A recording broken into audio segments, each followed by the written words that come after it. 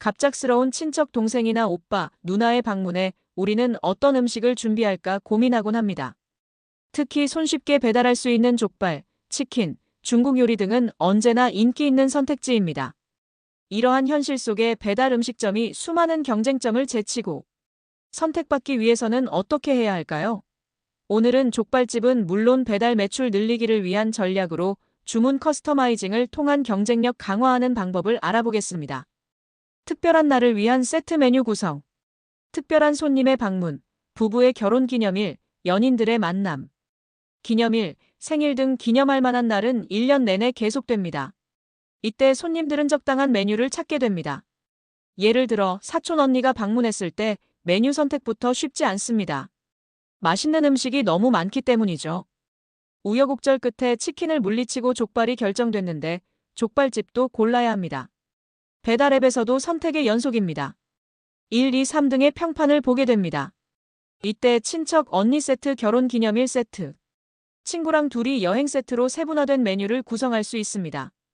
이를 통해 고객들은 특별한 날에 맞는 족발이 있다는 것을 떠올리게 되고 다른 메뉴보다 기억에 남을 수 있습니다.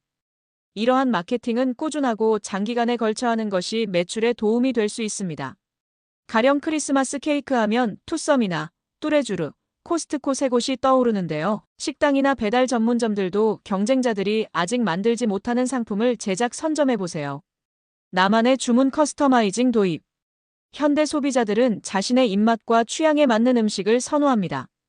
따라서 족발집에서 공짜로 나가는 막국수를 제거하거나 당근을 빼고 채소, 김치, 된장, 마늘 등을 넣거나 뺄 수 있는 나만의 커스터마이징을 도입해보세요. 이러한 시스템은 고객 만족도를 높이고 재방문율을 높이는 데 큰 역할을 하는데 귀찮다는 이유로 많은 식당이나 배달 전문점에서 시행하고 있지 않습니다.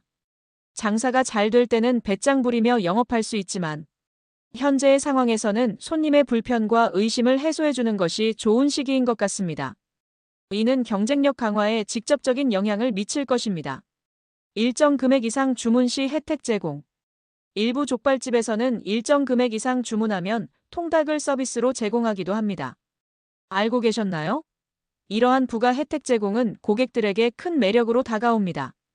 경기도 구리 전통시장에 가면 즉석에서 생오리를 숯불 회전, 훈제기에서 구워 바로 썰어 한 팩에 10,000원에 팔고 있습니다. 구리시장에서 10,000원에 파는 족발과 함께 맛집으로 소문이나 장사도 잘 되는데요. 4070대가 많은 동네에서는 족발보다 오리가 더 좋을 수 있습니다. 일반 훈제한 오리와는 다른 맛으로 족발과 통닭, 오리고기 등을 한 번에 제공하는 것도 나쁘지 않을 것 같습니다. 고객들은 동일한 가격으로 더 많은 혜택을 얻었다는 생각에 자연스럽게 그 가게를 선택하게 됩니다.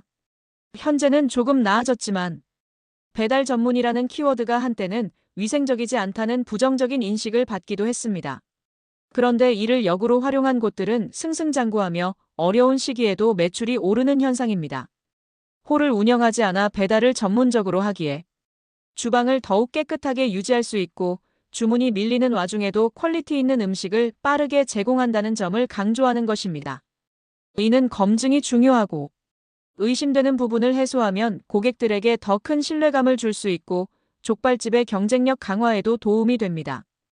인간은 음식, 즉 입으로 들어가는 모든 것에 작은 의심이라도 품게 되면 다시 신뢰하기까지 시간과 절차가 필요합니다. 예를 들면 원산지 표시가 의심스러우면 그 집에 가지 않습니다. 애매한 곳이 있다면 분명하게 표시한 곳이 선택받게 됩니다. 복잡하게 세분화하기보다는 고춧가루 제외 모두 국내산 사용과 같이 명확하고 간단하고 크게 표시할 수 있습니다. 이러한 투명성은 고객들의 신뢰를 높이고 족발집의 배달 매출 늘리기에도 긍정적인 영향을 미칩니다. 쓰레기 처리 부담 감소. 가정집에서 쓰레기 버리는 것은 생각보다 큰 부담입니다. 뼈를 제거한 살코기만을 제공함으로써 고객들의 쓰레기 처리 부담을 줄여보세요.